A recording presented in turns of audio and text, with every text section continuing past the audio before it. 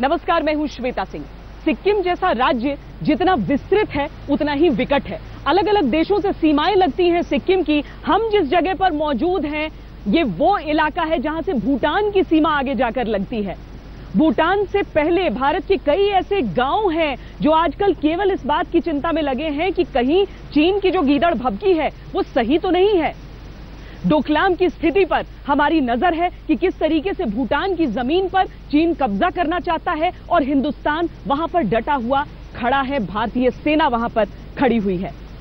चीन की इन चालबाजियों के बीच में हमारे तमाम संवाददाता उन सभी सरहदों पर पहुंचे हैं जहां से चीन से भारत की सीमा लगती है। उत्तराखंड में मंजीत सिंह नेगी हैं, हमारे साथ लद्दाख में पद्मजा जोशी हैं और इन सब के बीच हम आपको बताते हैं कि बॉर्डर पर चल क्या रहा है।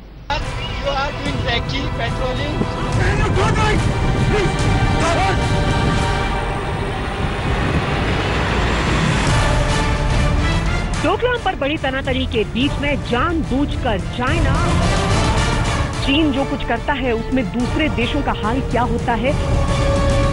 सिक्किम सरहद पर चीन की दादागिरी के बीच इस वक्त हम उत्तराखंड के चमोली जिले के आखिरी गांव माणा पहुंचे हैं।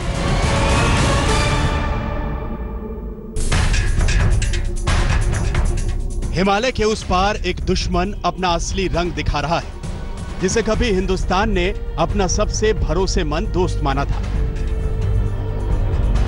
हिमालय की वादियों में उत्तर की तरफ चीन हिंदुस्तान के खिलाफ साजिशें रच रहा है। इतना ही नहीं, पश्चिम में लेह लद्दाख से सटी सीमा से लेकर पूरब में अरुणाचल प्रदेश तक सीमा के पार चीन ने हथियारों का जमावड़ा शुरू कर दिया है और साथ में युद्धाभ्यास भी।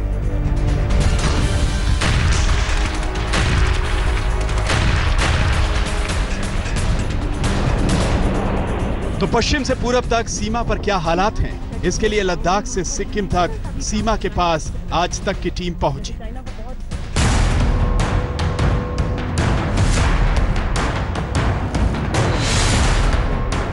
पश्चिम में लद्दाख के पास सीमा तक हमारी संवाददाता पद्मजा जोशी पहुंची, उसी लद्दाख तक जहां तक चीनी सैनिक घुसपैठ की कोशिश करते हैं। डोकलाम पर बड़ी तनातनी के बीच में जानबूझकर चाइना जम्मू कश्मीर को बीच में लाने की कोशिश कर रहा है, लद्दाख का नाम लेकर, ये कह के कि लद्दाख एक डिस्प्यूटेड टेरिटरी है। तो आज तक की टीम चाइना और भारत के उस बॉर्डर पर पहुंच गई है यहाँ लद्दाख में, ये पता करने के लिए कि क्या यहाँ पर इन पहाड़ी इलाकों में चाइना की दादागिरी का कुछ असर दिखाई दे रहा है। अभी हम लोग चुमातांग में हैं और ये जगह चाइना के बॉर्डर से महज कुछ ही किलोमीटर की दूरी पर है।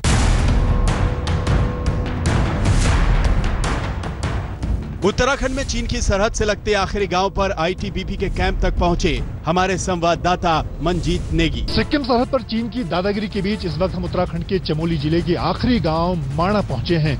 यहां से तिब्बत से लगने वाली सरहद के लिए फॉरवर्ड पोस्ट के जो रास्ते हैं वो आगे जाते हैं और करीब 40 से 50 किलोमीटर आगे आईटीबीपी की कई चौकियां हैं जिसकी मदद से आईटीबीपी लगातार चीन की गतिविधियों पर नजर रखती है। यहाँ अगर माणा गांव की हम बात करें, इस इलाके की बात करें, तो यहाँ पर आईटीबीपी का बेस कैंप है, सेना का बेस कैंप है, जिसकी मदद से आगे की जो फॉरवर्ड पोस्ट है वहां तक रसद और जो एम्युनिशन है वो पहुंचाया जाता है।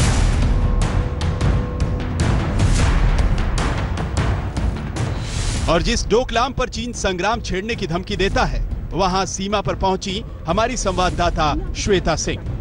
समूचा सिक्किम बादलों की चादर में कुछ इस तरीके से लिपटा हुआ है कि आपको ये समझाना हमारे लिए मुश्किल हो रहा है कि हमारे ठीक पीछे ऊंची पहाड़ियां हैं जहां पर सरहद लगती है न सिर्फ एक देश की बल्कि एक ओर नेपाल, दूसरी ओर भूटान और चीन की भी।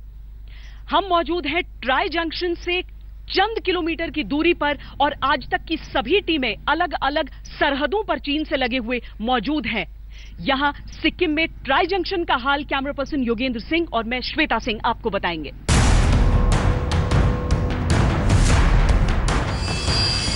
और जिस अरुणाचल प्रदेश पर चीन की शुरू से टेढ़ी नजर रही है, वहां पहुंचे हमारे संवाददाता जितेंद्र बहादुर सिंह। भारत चीन सीमा के आसपास के इलाके में भारत जहां चीन की सेना को रोकने के लिए एक बड़ी दीवार बना रहा है, ये दीवार है सैन्य दीवार। लेकिन जानकारी के मुताबिक चीन भी अपनी सीमा के उस पार बड़े स्तर पर एयरबेस बना रहा है। सूत्रों से मिली जानकारी के मुताबिक करीब 15 एयरबेस चीन ने अपनी सीमा में बना रखे हैं। ऐसे में भारत के लिए एक बड़ी रक्षा चुनौती है। जानकारी ये भी है कि अरुणाचल से मात्र 30 किलोमीटर की दूरी पर लिंजी एयरबेस है, जो कि चीन का बड़ा ही आधुनिक एयरबेस है। ऐसे में भारत को बड़े स्तर पर अपनी रक्षा तैयारी करनी होगी। इस हिमालय की ऊंची चोटियां सदियों से चीन की धोखेबाजी को देख रही हैं। पश्चिम में जम्मू कश्मीर से पूरब में अरुणाचल प्रदेश तक भारत और चीन की सीमाएं करीब 3500 किलोमीटर तक एक दूसरे से टकराती हैं, लेकिन उससे ज्यादा टकराती है चीन की जिद और उसका कई इलाकों पर जबरन कब्जा करने की नीयत। डोकलाम में भारत चीन की गुंडागर्दी का जवाब देने के लिए अड़ गया तो चीन की तिलमिलाहट सारी मर्यादाएं तोड़ने लगी। सुषमा के बयान से चीन को मिर्ची लग गई। बौखलाया हुआ चीन युद्ध युद्ध चिल्लाने लगा। ऐसे में बॉर्डर पर हर सैनिक और नागरिक की जिंदगी को आप तक खींच लाने के लिए आज तक की टीम जा पहुंची है। चीन युद्ध की धमकी दे रहा है। भारत ऐसी धमकियों को चुटकी में उड़ा देता है। चीन से सीधी टक्कर के बीच ग्राउंड जीरो पर भारत डटा हुआ है। साथ ही कूटनीतिक ग्राउंड पर भी चीन को मुंह की ही खानी पड़ रही है। सिक्किम में श्वेता सिंह, लद्दाख में पद्मजा जोशी के साथ मंजीत नेगी, माना गांव, चमोली, आज तक। 1962 में चीन ने तिब्बत के नाम पर हिंदुस्तान से जंग छेड़ दी थी। आज भूटान के नाम पर वो यही करना चाहता है।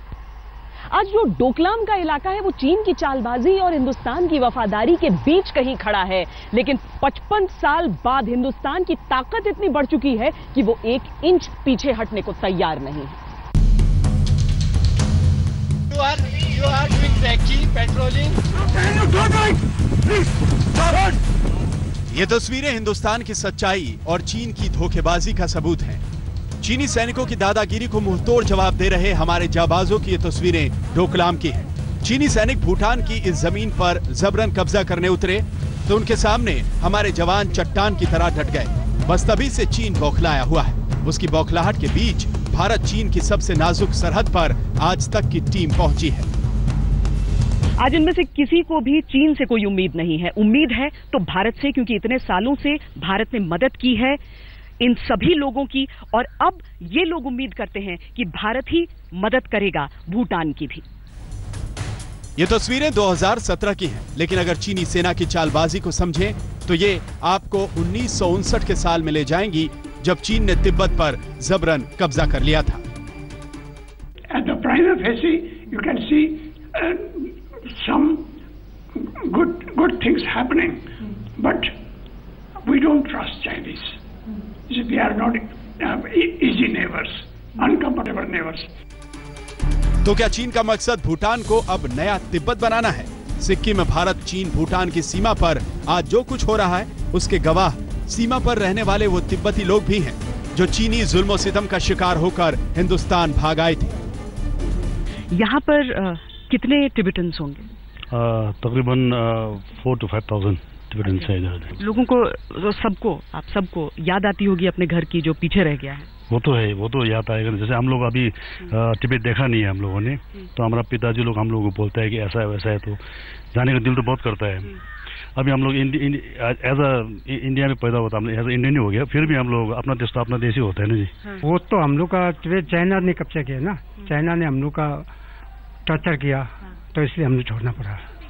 अभी कोई है आपका रिलेटिव? हाँ, तो आदमी 50% उधर ही है। अच्छा। और 50% हम लोग इधर आ गए, इंडिया में है। आज यही काम चाइना लगता है भूटान के साथ भी कर रहा है, उनकी जमीन। वही हम सुन रहे ऐसा ही है। वो तो ऐसा है कि चाइना का तो कोई विश्वास है ही नहीं, वो कुछ भी कर सकता है, इसलिए हम लोग तो भाग के आए हैं। हाँ जी। 1959 में चीन ने तिब्बत के साथ जो कुछ किया, आज वैसा ही बर्ताव वो भूटान के साथ करना चाहता है। शांति की उम्मीद, शांति के ख्वाब के बीच चीन जो कुछ करता है उसमें दूसरे देशों का हाल क्या होता है, इसका गवाह इतिहास है। आज की तारीख में भूटान की जमीन को अपनी जमीन बोलने की कोशिश हो रही है, लेकिन ये पहला मौका नहीं है। चीन ये दिखाने की कोशिश कर रहा है कि दुनिया भर में वो सभी देशों से बातचीत कर रहा है और कह रहा है कि दरअसल ये दादागिरी तो हिंदुस्तान की है।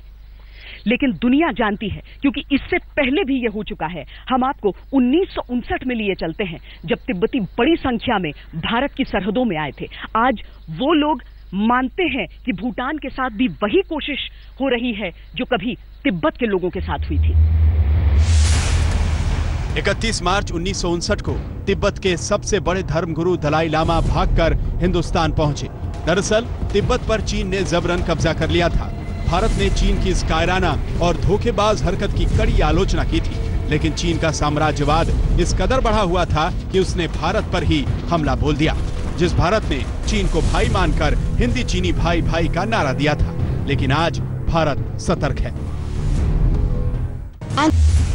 लेकिन भारत के इस साफगोई भरे जवाब से चीन तिलमिला उठा। वो भारत को खुली धमकी देने लगा कि डोकलाम में भारत खुद पीछे हट जाए या डोकलाम पर कब्जा कर ले, वरना चीन ने हमला किया तो भारत मारा जाएगा। 55 साल में बहुत कुछ बदल गया है। नहीं बदली तो सिर्फ चीन की नीति और नीयत। इसीलिए डोकलाम में वो भारत से भिड़ गया। लेकिन सिक्किम में रह रहे तिब्बत के लोगों का मानना है कि भारत भूटान की रक्षा करके बहुत अच्छा काम कर रहा है। सिक्किम के पास डोकलाम में चीन ने चोरी छिपे सड़कें बनाकर न सिर्फ सीमा की मर्यादा तोड़ी है, बल्कि अपनी चालबाजी भी सामने ला दी। चीन की चाल साफ बता रही है कि 1962 में उसने तिब्बत के लिए भारत को धोखा दिया था। अब वो भूटान को निशाना बनाना चाहता है। जिस डोकलाम क्षेत्र का सारा विवाद खड़ा है वो भूटान का इलाका है, लेकिन चीन ने उस पर हमला बोल दिया तो भारत भूटान से अपनी दोस्ती का निर्वाह करते हुए उसके सामने खड़ा है। चीन इस डोकलाम क्षेत्र को अपने सैनिक कैंटोनमेंट के रूप में विकसित करना चाहता है। साथ ही डोकलाम के बहाने चीन सिक्किम और उत्तर पूर्व भारत को भारत से अलग करना चाहता है। लेकिन भारतीय जवान डोकलाम में भी और डोकलाम के नीचे सिक्किम में भी सरहद पर जी जान से डटे हैं। किस तरह का जोश है? इंडो चाइना, चीन आंख दिखा रहा है, लेकिन भारत के जवान हैं, डटे हुए हैं। किस तरह से ड्यूटी कर रहे हैं? जी, जैसा कि आपको पता है, हम भारत, भूटान और नेपाल बॉर्डर की सिक्योरिटी करते हैं। हम बिल्कुल 24 घंटे अलर्ट हैं। बिल्कुल हम अपनी तरफ से पूरी तरह तैयार हैं अपने बॉर्डर पर ड्यूटी के लिए। उनको कोई बदमाशी नहीं करने देंगे। जैसा कि आप जान रहे हैं, वहाँ पर हमारे इंडियन आर्मी तैनात है। हम उनके पीछे उनकी सिस्टर एजेंसी की तरह हैं। बिल्कुल। दूसरे लोगों से भी बात करते हैं। यहाँ पे जिस तरह से पेट्रोलिंग चल रही है, 24 घंटे की सतर्कता बनी हुई है। उन्हीं से बात करते हैं, किस तरह से सतर्कता बनाई हुई है, किस तरह का अलर्टनेस है? देखिए, हम लोग यहाँ पे 100% अलर्टनेस के साथ यहाँ 24 घंटा हम लोग ड्यूटी करते जा रहे हैं। हम इंडिया भूटान बॉर्डर पे 24 घंटे 100 में 100% ड्यूटी करते हैं। चीन यहाँ से बहुत दूर नहीं है, तो किस तरह का एक जोश है? अभी आपको मालूम है कि वहाँ पे डोकलाम में कैसा चल रहा है माहौल, किस तरह से आप अपना जोश दिखा रहे हैं? अब इंडिया भूटान बॉर्डर पे हमारे यहाँ 24 घंटे के लिए स्थापित किया गया है और इसको हम निभा रहे हैं। चीनी सरकार का दावा है कि 1890 में अंग्रेजों के साथ हुए समझौते के तहत डोकलाम उसका इलाका है। इसी बहाने उसकी नजर सिक्किम पर भी है।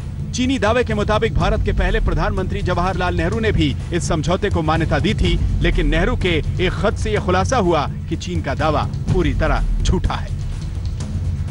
चीनी नक्शे में भूटान के बड़े हिस्से को चीन के हिस्से के तौर पर दिखाने पर आपत्ति जताते हुए उन्होंने चीनी प्रधानमंत्री चाउ एन लाई को चिट्ठी लिखी कि 1890 के चीन और अंग्रेजों के बीच हुए करार में साफ तौर पर सिक्किम पर भारत की संप्रभुता को मान्यता दी गई थी। नेहरू ने साफ लिखा था कि सिक्किम की सीमा को लेकर कोई विवाद नहीं। ये बात उस नेहरू को कहनी पड़ी जिन्होंने चीन पर पूरा भरोसा किया, लेकिन आज तो चीन का सच आईने की तरह साफ है। वो प्रधानमंत्री नरेंद्र मोदी की इस उम्मीद को भी झुठलाना चाहता है कि दोनों देश गोलियां नहीं चलाएंगे। लेकिन पिछले 40 साल में भारत और चीन के बीच में बॉर्डर डिस्प्यूट को लेकर के कभी भी एक भी गोली नहीं चली है। प्रार्थना का एक चक्र हम भी घुमा रहे हैं, क्योंकि हम चाहते हैं कि चीन की जो चालबाजियां हैं वो खत्म हो। क्योंकि एक ऐसे निरीह देश की मदद के लिए अगर हिंदुस्तान खड़ा है, हिंदुस्तान के ऊपर हर तरह का दबाव बनाकर चीन साबित क्या करना चाहता है? दरअसल वो चाहता है तो सिर्फ जमीन। युद्ध केवल गीदड़ भभकी नजर आती है। भारत और चीन की तनातनी तिब्बत के पठारों से शिफ्ट करके अब भूटान की जमीन पर आ पहुंची। फर्क बस इतना है कि तब भारत के पास सेना के नाम पर कुछ नहीं था, आज हर अत्याधुनिक हथियार हैं। सिक्किम में भारत चीन सीमा के पास श्वेता सिंह के साथ आज तक ब्यूरो। डोकलाम मुद्दे का लेना देना केवल भारत चीन भूटान की सीमा से जुड़ा हुआ नहीं है। उस ट्राई जंक्शन से परे चीन की जो चाल है वो उत्तर पूर्व के राज्यों तक जाती है। अरुणाचल प्रदेश को लेकर उसकी कैसी मंशा है, उसकी कैसी गिद्ध दृष्टि रहती है अरुणाचल पर, ये दुनिया में किसी से छिपा नहीं है।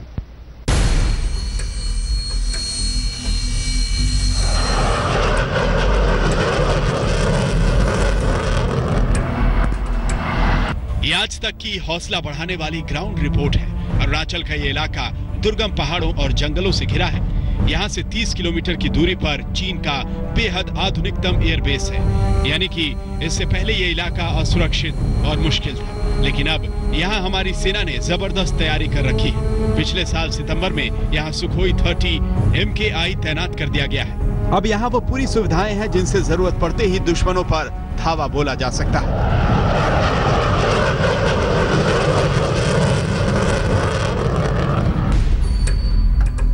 आज तक संवाददाता जितेंद्र बहादुर सिंह उस पल के गवाह थे जब पासीघाट एडवांस लैंडिंग ग्राउंड का उद्घाटन हुआ था। अब यहां से भारतीय वायुसेना का सबसे ताकतवर फाइटर विमान सुखोई 30 जब चाहे आसमान में उड़ान भर सकता है। ये वो कामयाबी है जिससे चीनी सीमा पर हमारी पोजीशन बेहद मजबूत हो चुकी है। हमारी सेना का मनोबल 7वें आसमान पर है।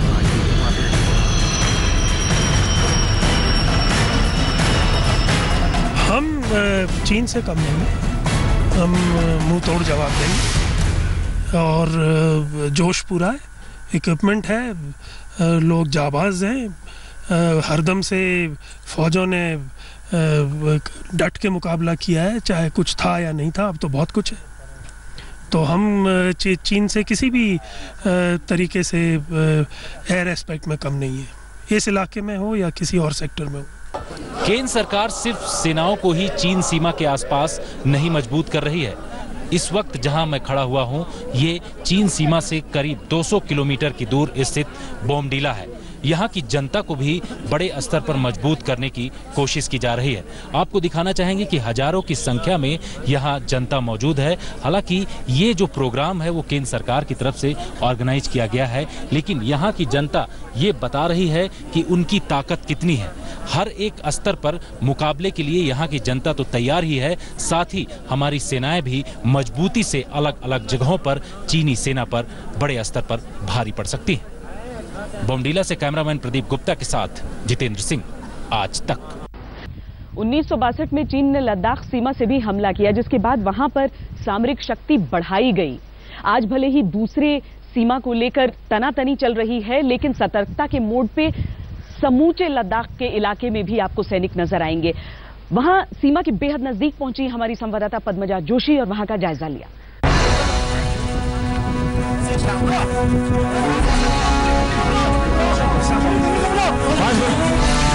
डोकलाम का तनाव भारत चीन सीमा पर हर जगह दिख रहा है, लेकिन सेना की तैयारी सिर्फ सिक्किम में ही नहीं बल्कि लद्दाख के बर्फीले इलाकों में भी है। लद्दाख में चीन सीमा के पास आखिरी गांव तक आज तक की टीम पहुंची।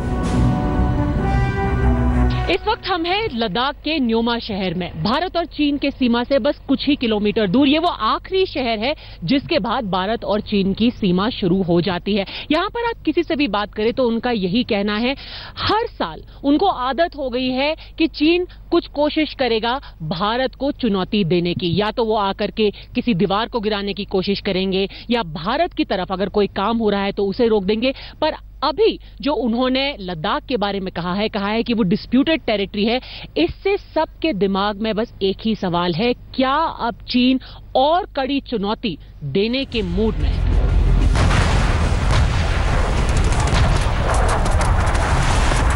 उन्नीस में जब भारत पर चीन ने हमला बोला था, तब इसी लद्दाख को भी अपना क्षेत्र बताना शुरू कर दिया। तब भारत के पास इस इलाके में कुछ भी नहीं था, लेकिन आज भारत इतना सतर्क हो गया है कि उसने लद्दाख में सारी तैयारियां कर ली हैं।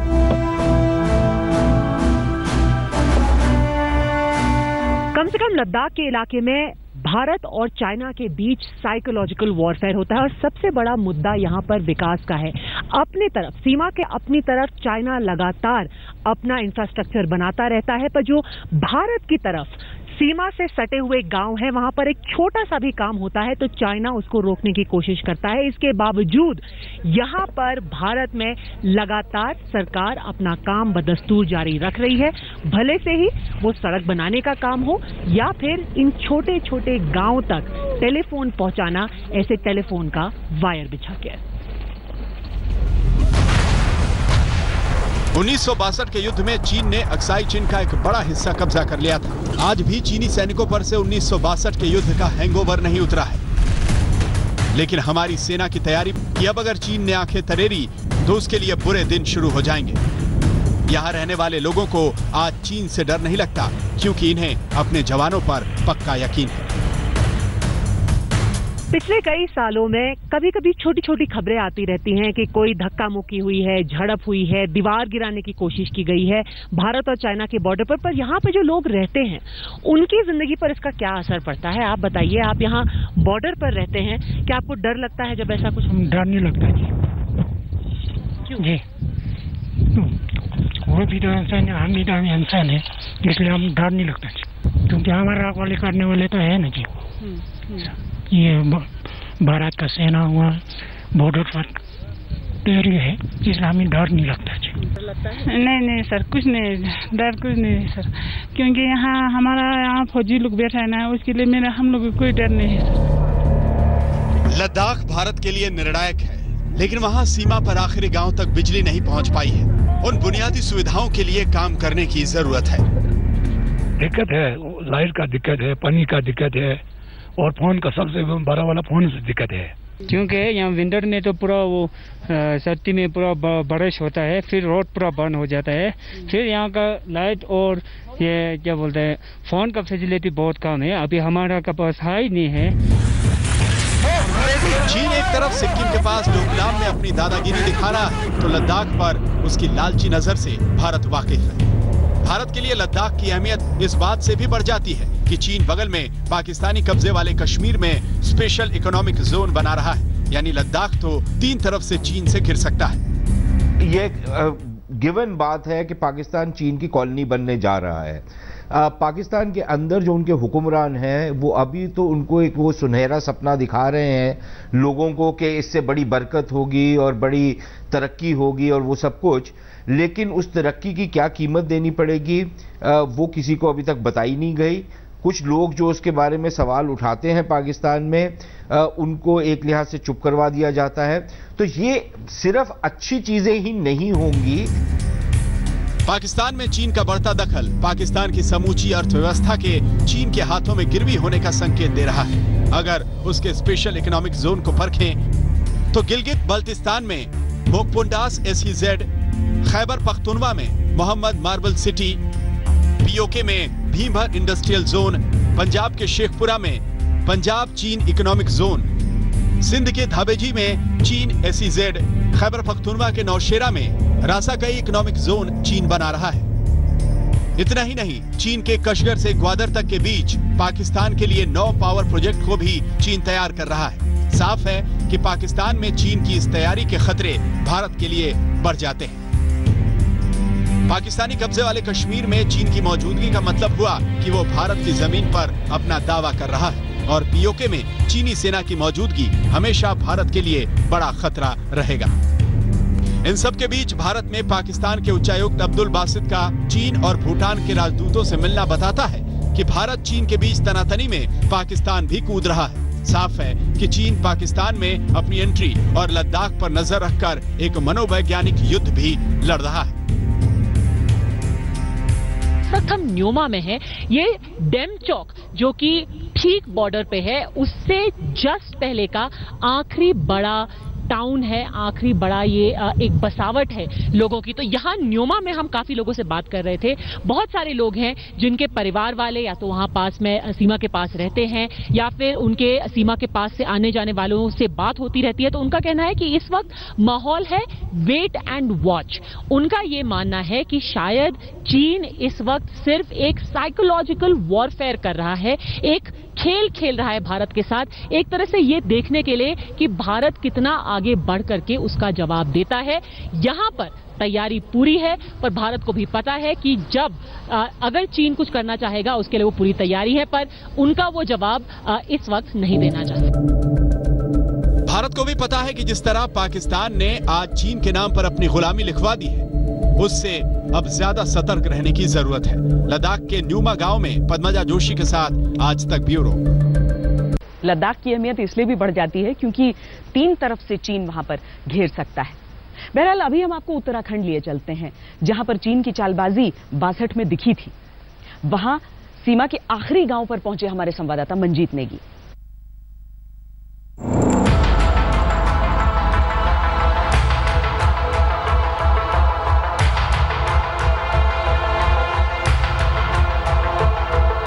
सिक्किम सरहद पर चीन की दादागिरी के बीच इस वक्त हम उत्तराखंड के चमोली जिले के आखिरी गांव माणा पहुंचे हैं। यहां से तिब्बत से लगने वाली सरहद के लिए फॉरवर्ड पोस्ट के जो रास्ते हैं वो आगे जाते हैं और करीब 40 से 50 किलोमीटर आगे आईटीबीपी की कई चौकियां हैं, जिसकी मदद से आईटीबीपी लगातार चीन की गतिविधियों पर नजर रखती है। यहां अगर माणा गांव की हम बात करें, इस इलाके की बात करें, तो यहां पर आईटीबीपी का बेस कैंप है, सेना का बेस कैंप है, जिसकी मदद से आगे की जो फॉरवर्ड पोस्ट है वहां तक रसद और जो एमुनिशन है वो पहुंचाया जाता है। हालांकि पिछले सालों की अगर हम बात करें, माणा जो दर्रा है, जिसके जो तिब्बत से लगा इलाका है, यहां पर चीन की सेना की सीधी घुसपैठ की कोशिश नहीं रही है। लेकिन इसके साथ ही जो दूसरा इलाका यानी कि नीति दर्रे का इलाका है, वहां पर बाड़ाहुती में चीन ने इसी साल 3 जून को चीनी हेलीकॉप्टर ने घुसपैठ की कोशिश की थी। चीनी हेलीकॉप्टर देखे गए थे और लगातार चीन बाड़ाहुती के इलाके में घुसपैठ की कोशिश करता रहा है। चीन उस इलाके को डिस्प्यूटेड एरिया मानता है और इसी वजह से चीन की घुसपैठ की कोशिश रहती है। लेकिन इसके साथ ही यहां पर अगर आईटीबीपी की बात करें, सेना की बात करें, उनकी जो तैयारियां हैं, खासतौर से उनकी जो चौकसी है, उसमें कहीं कोई कमी नहीं है। 1962 के भारत चीन युद्ध के साए में उत्तराखंड का यह आखिरी गांव आज भी सिसकता है। इसकी आंखों में वो यादें आज भी तैर जाती हैं, जब यहां से करीब 50 किलोमीटर दूर भारत चीन सीमा पर से चीनी सेना ने हमला किया था। तब हिंदुस्तान यहां चीनी दोस्ती के झांसे में मात खा गया। लेकिन आज स्थितियां बदल चुकी हैं। आईटीबीपी के जवानों ने ऐसी तैयारी कर रखी है कि दुश्मन तो दुश्मन, उसका परिंदा भी यहां पर नहीं मार सकता। चीन और पाकिस्तान का नापाक गठबंधन भारत की मुश्किलें जरूर बढ़ा रहा है, लेकिन सरहद पर तैनात जवान दुश्मन की किसी भी साजिश को कामयाब नहीं होने देंगे, क्योंकि लेह से लेकर माणा और सिक्किम अरुणाचल तक सेना और आईटीबीपी के जवान हरदम तैयार हैं। 1962 के युद्ध के बाद भारत अब चीन से कोई जोखिम नहीं लेना चाहता, इसीलिए आईटीबीपी के जवान सरहद के चप्पे चप्पे पर कमर कसकर तैनात हैं। चूंकि चीन से भारत की सरहद ज्यादातर जगहों पर हिमालय की दुर्गम पहाड़ियों में ही मिलती है, इसीलिए यहाँ उन्हीं जवानों की तैनाती होती है जो पहाड़ी युद्ध में माहिर होते हैं। आईटीबीपी के जवान समुद्र तल से 18,000 फीट की ऊंचाई पर ऐसे ही मुश्किल हालात में सीमा पर वतन की हिफाजत करते हैं। हमें जो यहाँ पे कड़ी माउंटेन वारफेयर की ट्रेनिंग दी जा रही है, जिसके फलस्वरूप कभी भी आवश्यकता पड़ने पर अधिक से अधिक ऊंचाई वाले स्थानों पर, चाहे वो लेह हो, चाहे अरुणाचल, सिक्किम, कोई भी बॉर्डर हो, वहां पर कोई भी चट्टान या माउंटेन वारफेयर का वहां पर जरूरत पड़े तो हम वहां पर सीखे हुए तरीके से आसानी से वहां पर इस तरीके काम में लाकर रुकावटों को दूर कर सकते हैं तथा आगे की कार्रवाई जारी रख सकते हैं।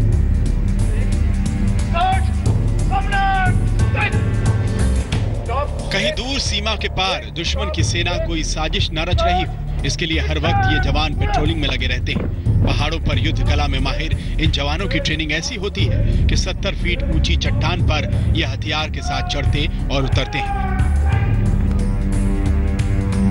इतनी मुश्किलों का सामना ये इसलिए करते हैं ताकि 1962 के धोखेबाज फिर से धोखे से भारत पर हमला न बोल दें। आईटीबीपी के जवान 18,000 फीट की हाइट से लेह, लद्दाख, अरुणाचल प्रदेश में दुश्मन के खिलाफ लड़ने के लिए सक्षम रहते हैं। हर समय लड़ाई के लिए तत्पर हैं। तिब्बत से लगने वाली सरहद के नजदीक जहां पर आईटीबीपी के जवान दिन और रात हाई अलर्ट पर हैं, पेट्रोलिंग कर रहे हैं। और खासतौर से उत्तराखंड की अगर बात की जाए तो यहाँ पर माणा से लगा जो इलाका है वहां पर 3 से 4 ऐसे पास हैं, नीति, माणा और इसके अलावा बड़ा होती, जहां पर आईटीबीपी पिछले कई सालों से लगातार चीनी सेना की गतिविधियों पर नजर रख रही है। हाल के दिनों में खासतौर से बड़ा होती के इलाके में चीनी जो हेलीकॉप्टर हैं वो वहां पर देखे गए हैं और चीन कोशिश करता है कि इस इलाके में भी एक ऐसे बॉर्डर को विवादित रखा जाए जिसकी मदद से चीन भारत पर दबाव बना सके। लेकिन आईटीबीपी के जो बहादुर जवान हैं वो दिन और रात चीनी सेना की किसी भी नापाक हरकत पर नजर रखने के लिए हाई अलर्ट हैं। कभी इसी माणा गांव के आगे बनी टूटी फूटी सड़क तिब्बत से मिलती थी जो आज चीन के कब्जे में है। इसी रास्ते से यहाँ के लोग चीन से आए सामान का व्यापार करते थे, लेकिन 62 के युद्ध ने सब कुछ बदल दिया। इस वक्त हम तिब्बत सरहद से लगे आखिरी गांव माणा पहुंचे हैं जो कि सीमांत गांव है और इसके आगे तिब्बत से लगने वाली सरहद है जहां पर आईटीबीपी की पोस्ट है। एक पुराना गांव है और 1962 से पहले यहाँ पर चीन से जो व्यापार होता था यहाँ के लोग वहाँ व्यापार करते थे, लेकिन उसके बाद से यहाँ वो रास्ता बंद हो चुका है व्यापार का। उत्तराखंड में भारत की सीमा चीन से जहां जहां टकराती है वो 3 जिलों में है, चमोली, उत्तरकाशी और पिथौरागढ़। वहीं माणा, नीति और बड़ा होती 3 दर्रे भी हैं जो दोनों देशों को जोड़ते हैं। 1962 में चीन ने बड़ा होती दर्रे पर कब्जा कर लिया।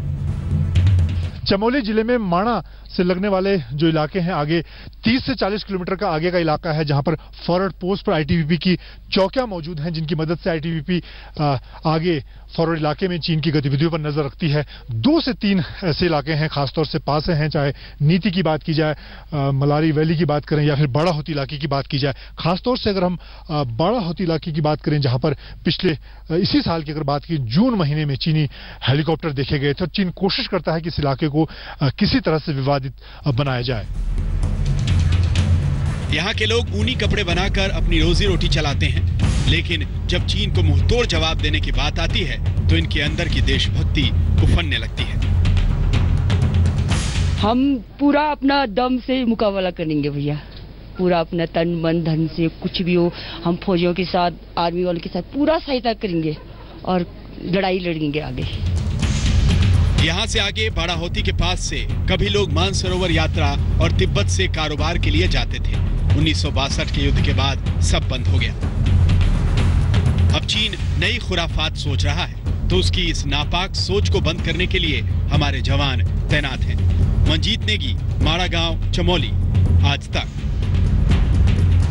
आज के दौर में अगर युद्ध लड़ा जाता है तो केवल हथियारों के बल पर नहीं लड़ा जाता है, बल्कि युद्ध शुरू होने से पहले, समर भूमि में उतरने से पहले युद्ध लड़ा जाता है मानसिक तौर पर। 2 देश अगर उलझते हैं तो कूटनीतिक लड़ाई भी ये होती है। आज चीन दुनिया के सामने रो रहा है, लेकिन दुनिया को ज्यादा भरोसा हिंदुस्तान पर है। डोकलाम पर छिड़ी मुश्किलों का एक दौर बॉर्डर पर चल रहा है तो दूसरा बातचीत की टेबल पर। चीन ने दुनिया के सामने यह कोहराम मचाना शुरू किया कि भारत डोकलाम पर गलती कर रहा है। चीन ने बीजिंग में कई देशों के राजदूतों से डोकलाम के मुद्दे पर बात की। इसमें सुरक्षा परिषद के 5 देश समेत G20 देशों के डिप्लोमेट शामिल हैं। चीन दुनिया को यह बताने की कोशिश कर रहा है कि भारत पर उसका सब्र टूट रहा है और सब्र टूटा तो युद्ध भी हो सकता है। ऐसा नहीं है कि ऐसे हालात में भारत हाथ पर हाथ धरे बैठा है। चीन के मामले पर राष्ट्रीय सुरक्षा सलाहकार अजीत डोभाल 27 जुलाई को चीन जा रहे हैं। इससे पहले G20 देशों के सम्मेलन में जब प्रधानमंत्री मोदी हैम्बर्ग पहुंचे तो चीन ने कहा कि उनके राष्ट्रपति शी जिनपिंग प्रधानमंत्री मोदी से नहीं मिलेंगे। कारण बताया गया कि मिलने का इस वक्त अच्छा माहौल नहीं है। लेकिन वहां शी जिनपिंग ने न सिर्फ मोदी से मुलाकात की बल्कि भरपूर तारीफ भी की। खासकर प्रधानमंत्री के इस बयान की तारीफ की कि आतंकवाद के खिलाफ लड़ने को भारत कमर कसकर तैयार है। एक तरफ चीनी राष्ट्रपति ने सामने से प्रधानमंत्री मोदी की तारीफ की, दूसरी तरफ डोकलाम में चीन भारतीय सेना को पीछे हटने की भी बात करता रहा।